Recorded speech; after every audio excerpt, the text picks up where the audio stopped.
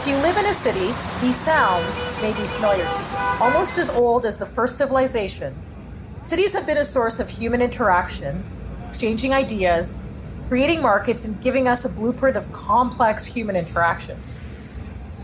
So why are cities so important to us? And why are we interested in its future? Cities offer opportunities like no other region.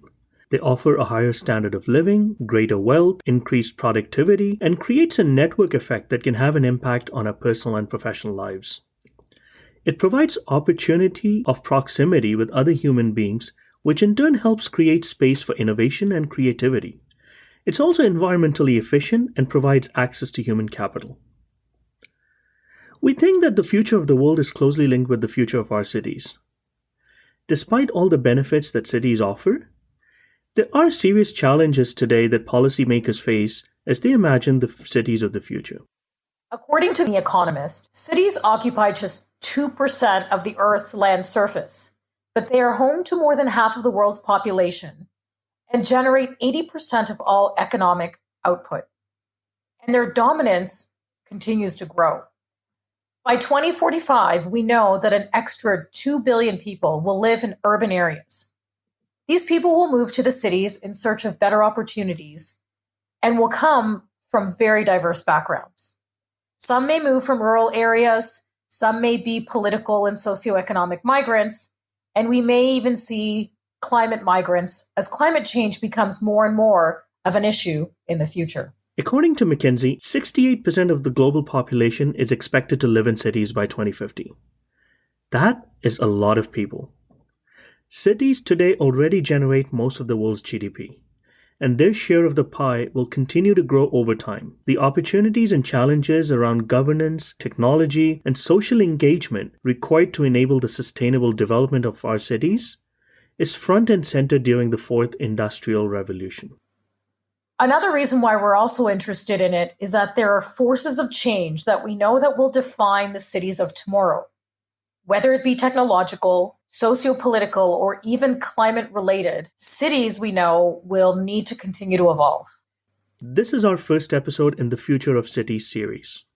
Our focus today will be from the standpoint of developing countries. When we talk about the future of cities, it's natural to think of New York or London or Toronto. But with the rapid population growth taking place in the developing world, the megacities in these developing countries have an opportunity to shape the future of the majority of the people inhabiting this planet. These cities have an opportunity to bring together people of all backgrounds, thus creating unique challenges of governance and sustainability. So we're very happy to have a special guest today. My name is Shahrukh Wani. I'm a cities economist at the University of Oxford. Shahrukh is an expert in this field. He has spent a lot of time researching and studying cities in the developing world. This is the future of cities.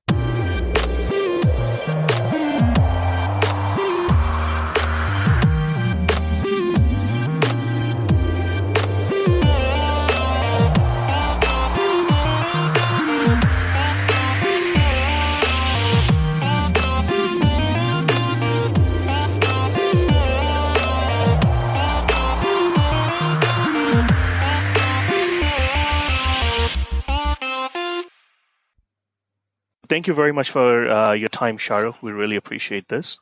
Thank you for having me. We know a lot about why cities are important for economic growth. We talk about agglomeration. But what are some of the other socio-political reasons as to why cities are so important? That's a good question. But I do want to repeat some economic ones too, because they're quite important, and they do link to social and other factors why we like cities. So let's just get the economic ones out of the door first. So we know this now fairly well, and economic geographers and urban economists have done plenty of research over decades to let us know that urbanization and living in cities generally increases productivity of people who live there. And that's principally because of two reasons. And I might be masquerading the literature a bit, but it's the ability to specialize. So when you live in a big enough city, you can specialize in very narrow set of skills, and because you're in a big city, you're able to sell those skills to a labor market, and that has clear advantages. It also allows for scale if you're in a city. Look at from the perspective of a firm, they're able to access a larger labor market, but also suppliers and other firms in a much more dense environment than they would be otherwise if they were located in like different towns or tiny villages or tiny towns or something. And both scale and specialization expands, helps in productivity, and we have known this since the times of Ricardo and Smith. Another factor which we now know cities are really good at is knowledge spillovers. And it's hard to quantify this, but it's essentially that you go out and you learn from other people. And that learning can happen at cafes or at any other social organizations, but that can also happen when you move from firm to another. So my go-to example, perhaps it's becoming a cliche, is about Silicon Valley. So if you were to set up a firm and you were to work in technology, I don't think there's a better place to do that than that in Silicon Valley. And if you're in India, maybe Hyderabad, right? So there are specific areas where there's a large cluster of technology firms and a labor force which is skilled in that. If you start a firm there, you're able to there's an accumulated labor market and you get people to work for you from that market. They bring in the skills from various employers they have worked for in the past. So in a way, you're also learning from other firms. So not only people learn from each other, but firms also learn from each other, principally due to labor markets. So because of this, cities are really important and they increase productivity.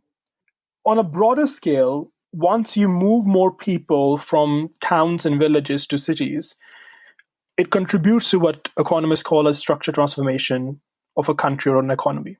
That means you're structurally a much more urban service or manufacturing-driven economy rather than agrarian or small businesses or associated businesses like livestock.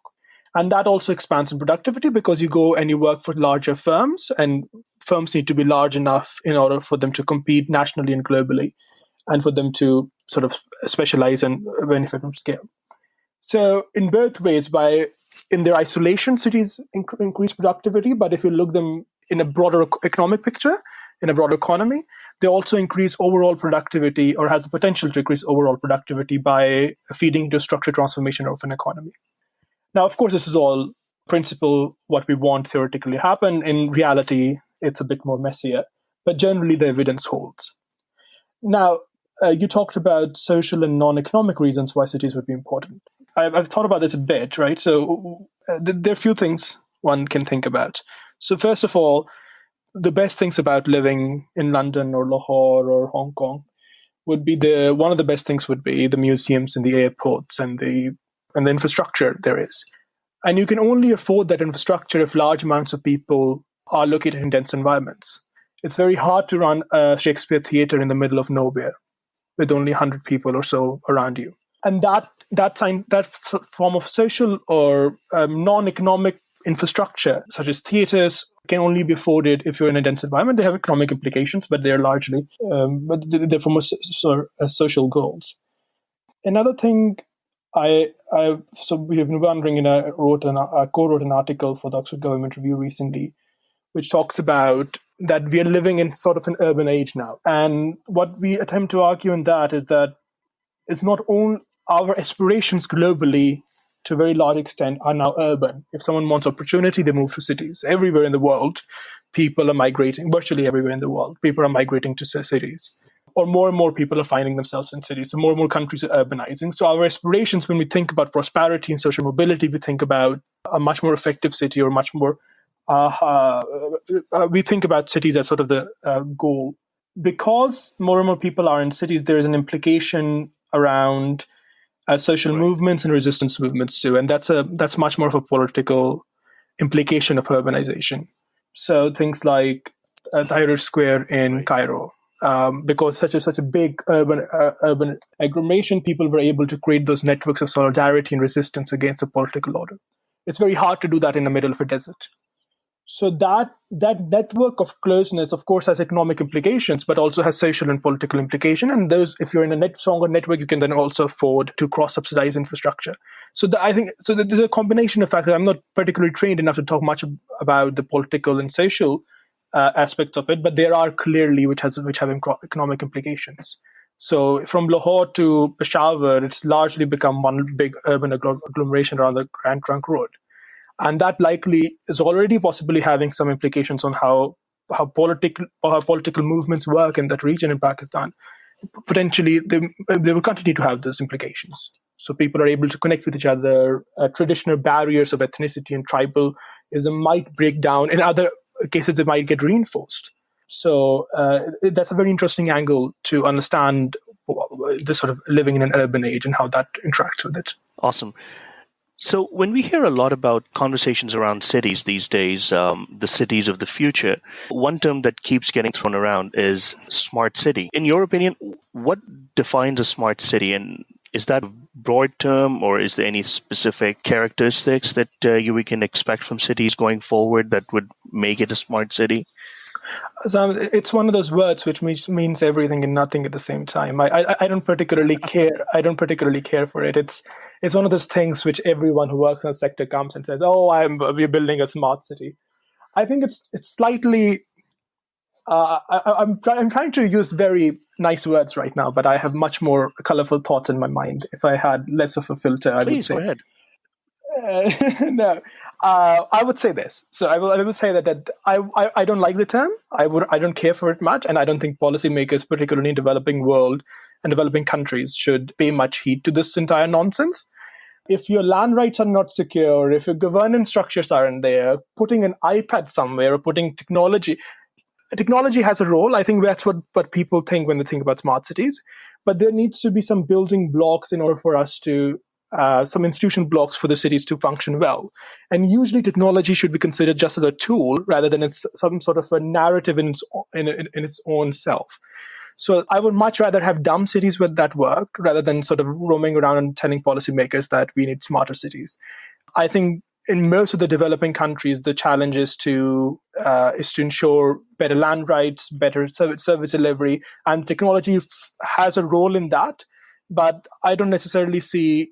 I wouldn't approach urban development or urban policy from the angle of technology. I would much rather see a policy problem and say, can technology help us solve this?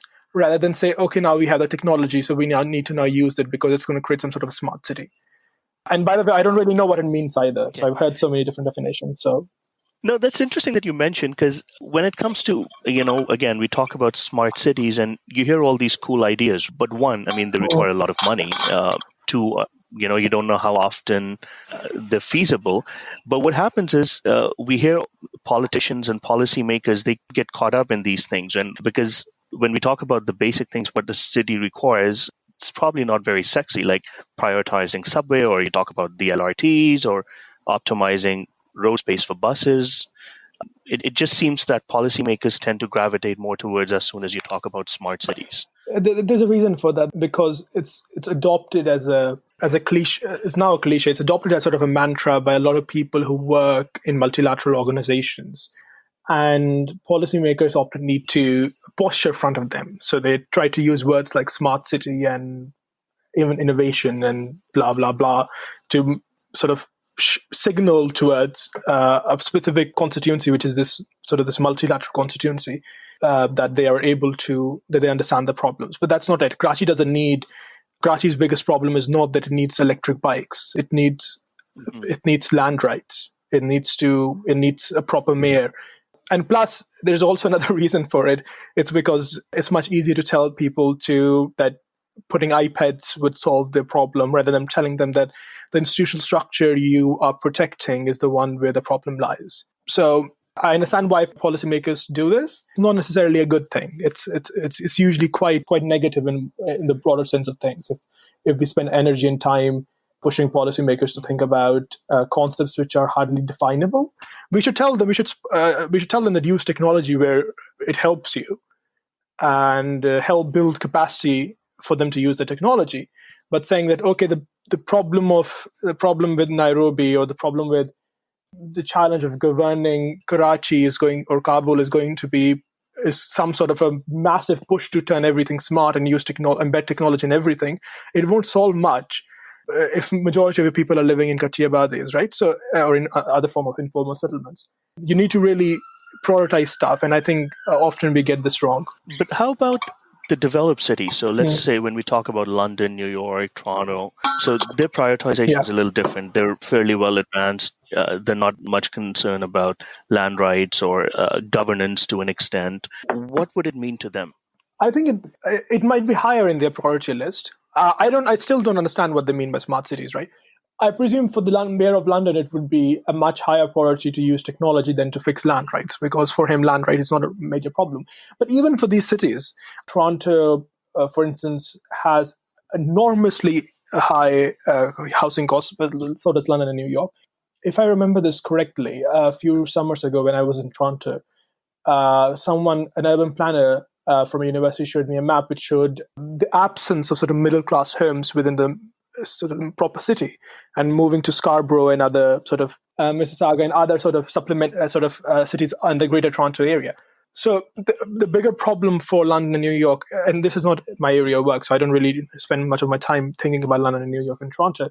But from what I understand, as living in London and having spent quite a bit of time in Toronto, is usually that they also have bigger challenges around housing than maybe they would like to believe, right? So housing is a major problem for most high-income cities, and so it is for also low-income cities. So it's something which unites the urban policymakers. Affordable housing that's really critical. So for them, technology would be certainly a higher degree of problem or higher priority, but we need to then make sure that it's contextualized, right? And I think that's something which we need. Whenever they're thinking about policy, the first thing I ask is is it relevant to context? And context changes between places, but also within a single place over time. For London, it's a really good idea to have ride-sharing bikes, and that could be considered part of a smart technology. You can use your app, you can use your bike, and that's a great thing. But if someone from London goes to, let's say, Kampala and says that do the same thing, it's not without contextualizing the utility of doing that or whether the priority of doing that. That's that could backfire very quickly. But for cities in the global north, they have a different set of priorities. There are certain things which are common in global north, global south, the problems, but the diagnosis is going to be extremely different. For global north, there are certain other problems around how to build legitimate local governments and how much power they have and what kind of role they will play in solving global challenges like climate change and others, which is something they have more time and privilege to think about, which I think they should. So this is interesting that you talk about governance, even with developed countries, and it's something I wanted to talk to you about. In countries where these large cities hold a lot of sway in the political discourse, so we talk about London, we talk about New York. When we talk about coordination at government levels, how do you manage the friction between, let's say, as cities grow, they require a larger percentage of the national budget. They may require more, like obviously they're generating more revenues, they're welcoming in more people. But with the rise in populist politics, how do we see the role of cities evolving from a governance standpoint? I think Professor Collier, I think you work with him, right? And he touched in his book, how can cities support the rural areas, especially when it comes to some kind of revenue sharing, or how would that work? I think that's a really. I won't speak for Paul, but of course he has written about this in this book, Future of Capitalism. That I think is a very significant concern for a lot of post-industrialized countries, and that's the way I look at it. Is because of agglomeration economy, especially service-driven agglomeration, you have some cities which have sort of skyrocketed forward, and they've essentially become global cities, and they're part of global value chains. They're able to attract very high-skilled labor, and because they're high-skilled and they're service-driven economies, they're able to get really good jobs and high salaries, and these cities are able to essentially rocket forward in whatever the economic race is. Because industrialization because it's now post-industrial, so you have regions of the country where there were smaller towns, usually based on single manufacturing of some sort, whether they were textile or coal or something like that. They haven't been able to compete because in a service-driven economy, people with high skills win out very quickly, and people who live in agglomerations get much more benefits because they're able to benefit from the productivity engaging features of cities. I think it is a fairly, in America it's a bit less, even though there's also now more recent evidence that more and more jobs, especially high skilled jobs, are clustering in a dozen or so cities. So there are some cities which are losing out. So like cities like Detroit in the US, because it was so much focused on a single industry. When the industry went bust, it couldn't compete. And other cities like New York, but also San Francisco, where there's large accumulation of human capital, they're able to do fairly well.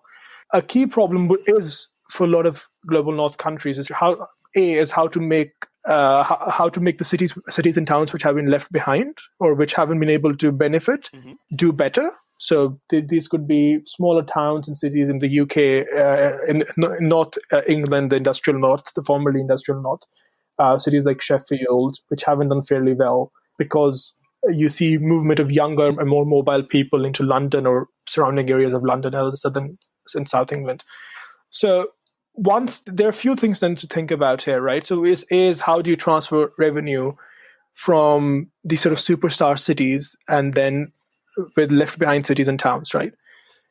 And there's a slight tension there because we have been told, and generally we are told that you need to decentralize power to cities.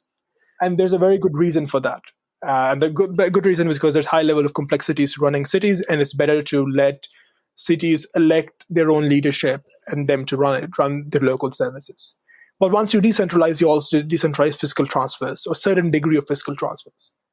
So cities are so increasingly you find, so central governments might not have the same level of capacity to transfer revenue as they would have before they had decentralized power.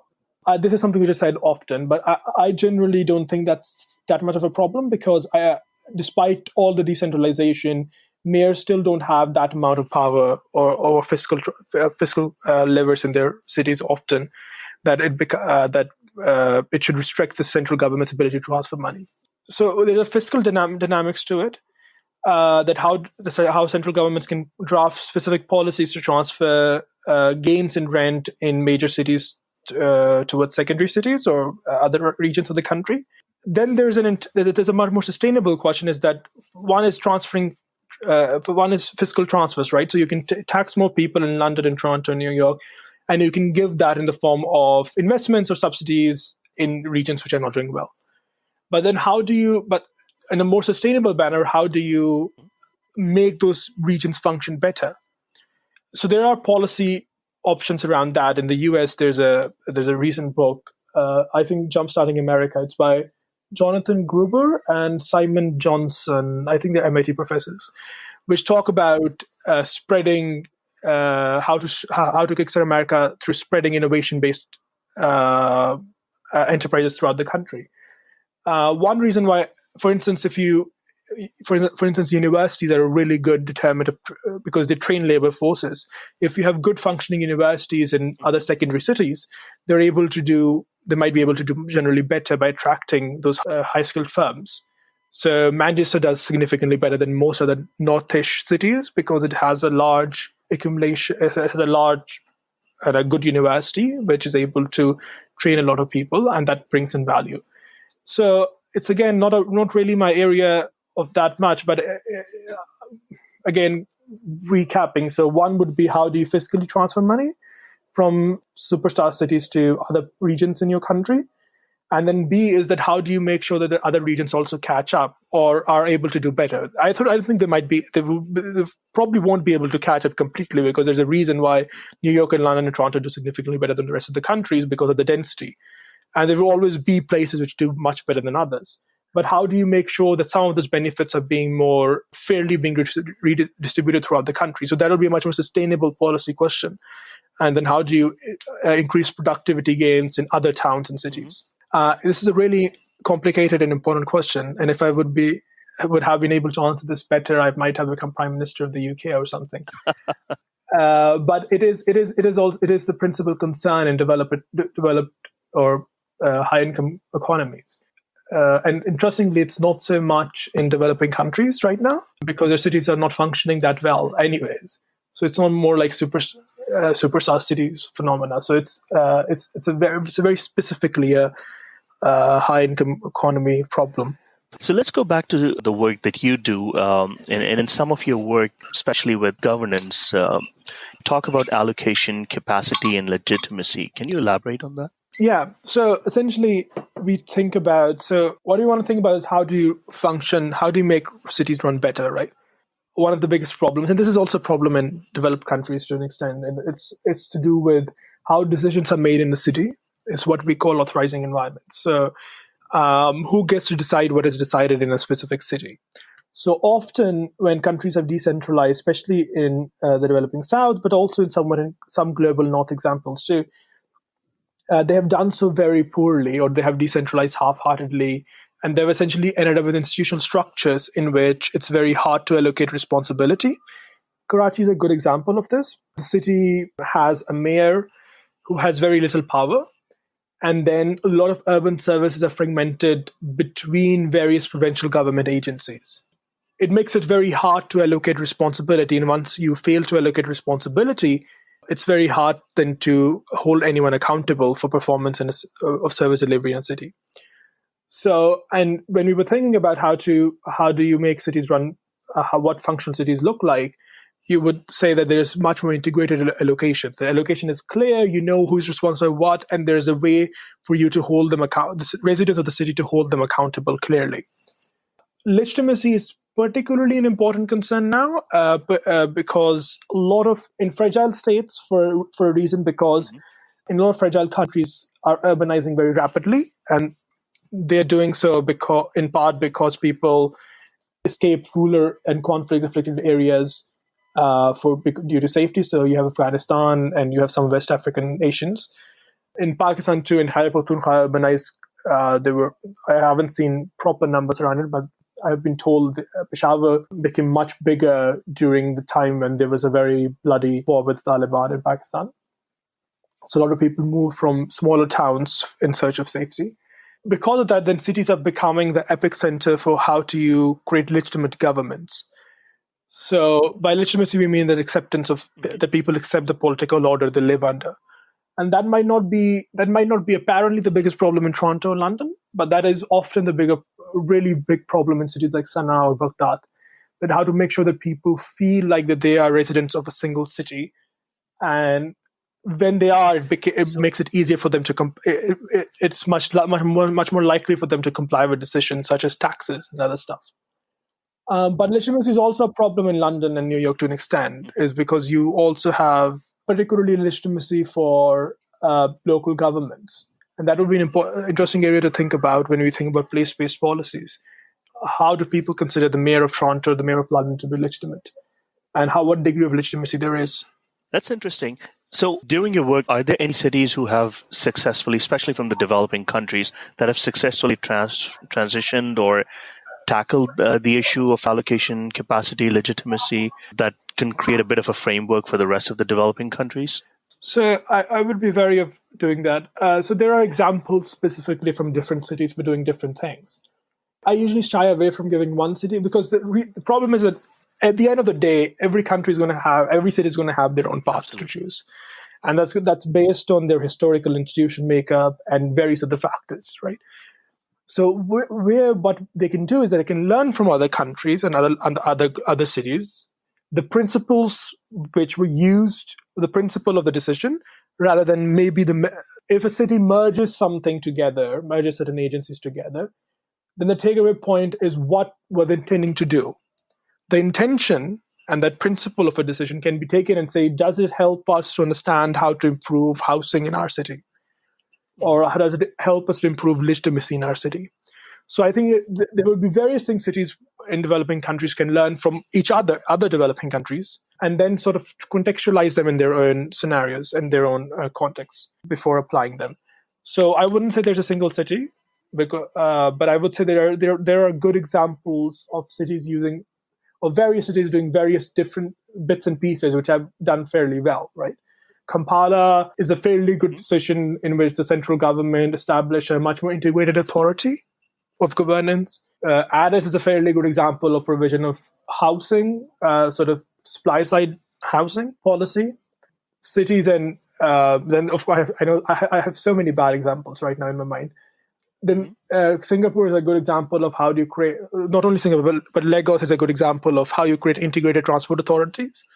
So I think for policymakers in developing countries, it's important to learn from each other and see, okay, how we can improve specific sectoral gains. You also talk about the integrated use of land and transport planning. Can you provide a little bit more detail? So it's a very intrinsically tied relationship. And the reason why I often talk about that is because there are a lot of examples in which cities and countries have essentially created new human settlements or new areas of settlements, right? That can be new towns, new neighborhoods, and have not sufficiently integrated them into transport networks. So the idea is to make sure that those policies are very well integrated. So if you're going to expand human settlements to a certain area, you need to integrate that with whatever the transport infrastructure you have in that city. And that planning is intrinsically tied, and that also goes the other way around. So one of the coolest things, I don't have it right now, but one of the coolest things is there's a map of Barcelona and Atlantic City, and I think so blog I wrote at some point, and both cities have same population, but because of changes in density, that is land use planning, about a fraction of people in Atlantic City have access to public transport in comparison. Oh, Atlanta, yes, sorry. And only a fraction of people in Barcelona and Atlanta have access to public transport, and much more have it in Barcelona. So the purpose of the transport planning is to connect people together, and land use planning is to build density around transport nodes. There's also a really important implication for planning, which comes, the example of Hong Kong, is using effective land use planning to finance transport investments. So what Hong Kong does fairly well is that it creates the areas around their stations, these train stations, are used for commercial activities, which are used to subsidize that infrastructure. Because whenever you build, and this is I think the evidence from Lahore also shows this, so whenever you build a BRT or an LRT, wherever it stops, the stations, you usually get an appreciation of land value around it because of commercial activity. So a good idea is then to integrate those planning together and either levy taxes on people who own the land or buy the land from the owners before building the transport and then develop that land in conjunction with the private sector to finance that transport infrastructure. So the premise is that there's so much integration of these two policies that it's very important to do land use policy and transport policy, planning policy together. If not together, then they should speak to each other quite intensively, rather than sort of them done in two siloed departments with no understanding of what goes wrong or what one is doing the other. In New York, when they built the Roosevelt Island, they did not plan the subway expansion there, and it took decades before subway was expanded into Roosevelt Island. So, and that restricts the ability for effective land use of land if you don't have public transport or at least some sort of transport infrastructure connecting it. No, absolutely. And this ties into the importance of public transit. Do you mind telling our listeners a little bit more as to why public transit is so important to a success of a city? In the essence, what city is absence of space between different people, right? So you don't have large fields of land in the middle of, well, you do in a lot of developing cities because of bad land rights. Generally, you shouldn't, right? So density is the principal thing which allows for this productivity to happen.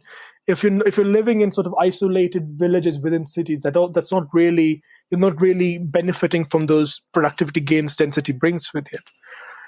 And then now density, you can do two things for density. There's two ways to build density. I'm going to take a slight segue here. One is either you build up or you build small. Mm-hmm.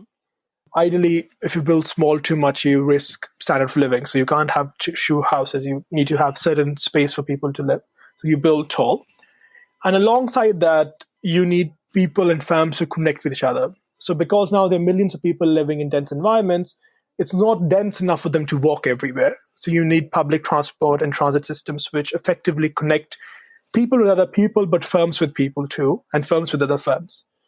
Within connectivity, you can think about connectivity in two ways. You can think about connectivity you can think about internal connectivity within an urban area. You can think about the connectivity between an urban area and other parts of the country. And third, you can also think about connectivity and with the global economy and value chains.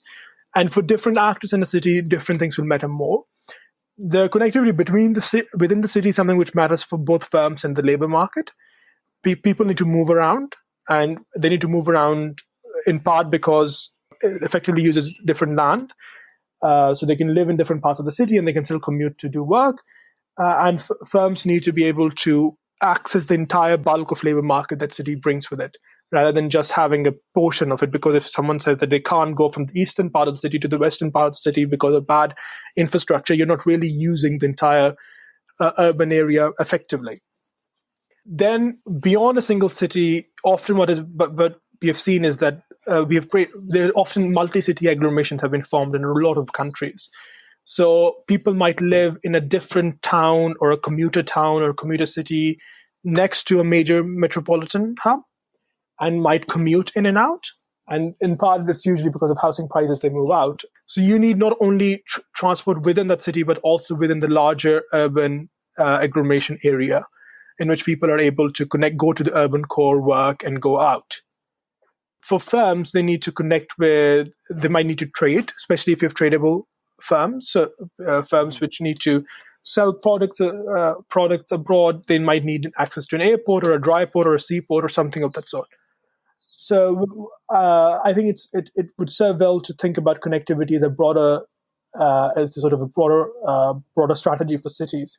But a key part of it will remain is collective mobility, because cities can't really, because of concerns around climate change, but also just because of affordability, cities can't really afford to have privatized transport for a bulk of its population, because you will just keep on building highways. There's no way to stop that now. You will just keep on expanding roads.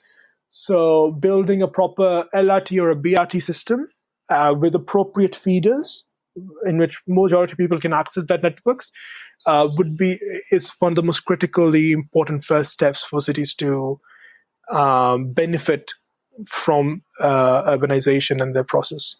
This is interesting that you mentioned the importance of public transit, affordable public transit, I should say. If I can afford a good quality public transit, I can probably go a little bit further for higher wages, and then someone else can probably take my spot. And it also increases the cost of living, right? So then you can have more competitive wages. Absolutely.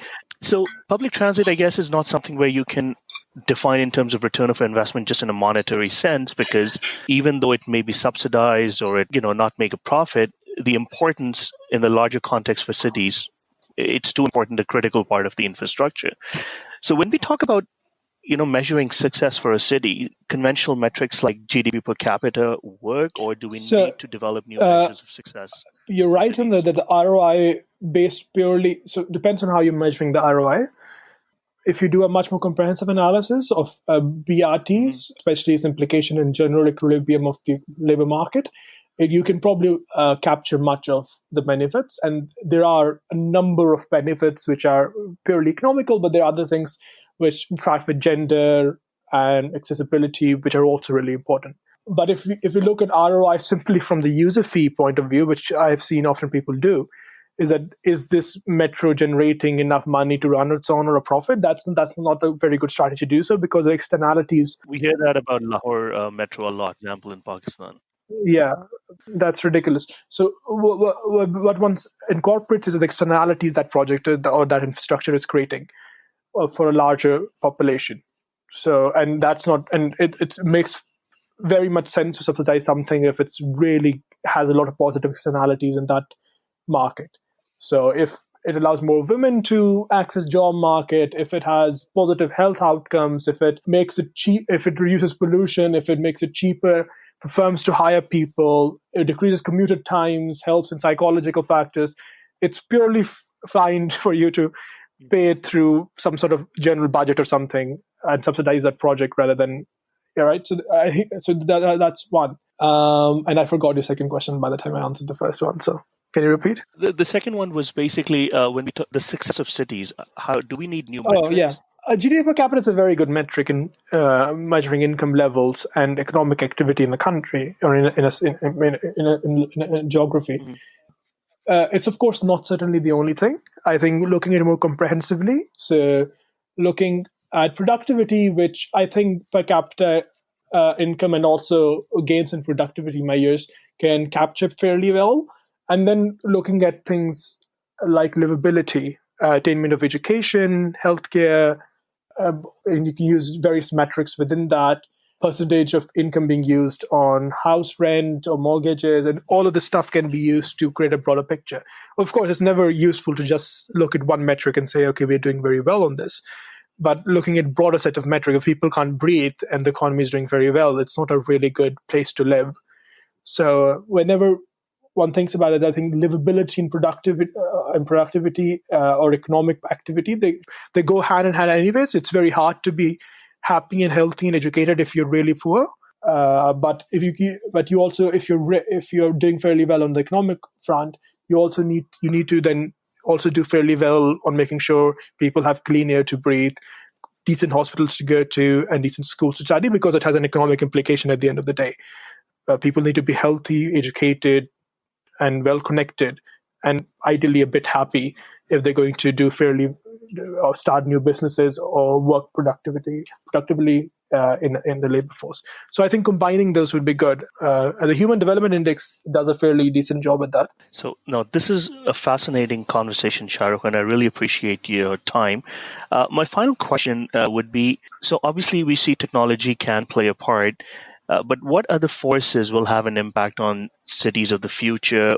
How do you see the evolution play out over the next couple of decades? I think technology will play an important role, and I think it already is playing an important role. Climate change is going to play an increasingly important role, but also broadly the environmental consequences of urbanization or ineffective urbanization. So I think we're going to continue to see, at least in South Asia, around and also in China, citizen action and other concerns around pollution and clean air and how that interacts with quality of living in cities. A more principal concern, I think, if cities are unable to deliver good jobs and decent lifestyles, then what we will see is how does an urban life and an urban networks are going to interact, create new movements for action and demands from citizens. So in Khartoum, in Sudan, what we have seen now, what we have seen in the past few months, is these new movements of largely young people demanding freedom and better quality of services and a better social contract with the government. And everyone is sort of talking about protests happening around the world. Part we know about them because we have better access to information, but it is a perfectly feasible hypothesis to study that living in urban areas, as the world becomes more urban, protests might become more likely because people just have much more higher access to create these new networks and to resist and demand better services and change in the environment they live in. So Pakistan, India, Nigeria, and other countries which are highly urbanizing are going to be really interesting to see how people use the urban context to form new forms of identity, resistance, and solidarity. And they don't necessarily have to be good things. In Karachi, for years, they used ethnic networks for violence, which is perfectly reasonable. They can happen again. Or it could be like Khartoum, where tribal and religious networks break down and new networks are formed around a common purpose. So either the governments need to deliver better services and higher quality of life for the urban residents, or we will see what the urban residents will do to governments in the coming future. Thank you very much, Shahrukh. And lastly, before we end, we have a bit of a tradition. We ask all our guests if there's one movie and one book that you've recently, read or a movie you've watched that you would recommend to our listeners. That's a very good question. Oh my God. Okay, on the movie front, I'm blanking out. I can't. The book I'm reading, Capitalism Again by Branko, and I'm also reading sort of a cheat sheet, a collection of popular letters. It's called Letters of Note. It's currently on next to my bed, and essentially it's a collection of popular letters in world history. It's just an interesting thing to relax before going to bed, is reading a letter from someone different every night and seeing how many people are better writers than I am. But apart from that, the journal books I have, which either I'm reading right now or I'm about to read, are mostly to do with capitalism and fixing and sort of the discussion around that. I have Democracy and Prosperity, which is next, which is by LSE professors, which I'm sure has something to do with how democracy and the economy interact, but I still need to read it and figure out. So that was a very long and potentially not very useful answer, but... No, that was wonderful. So thank you very much for your time, and we hope to talk to you again. Likewise. Take care.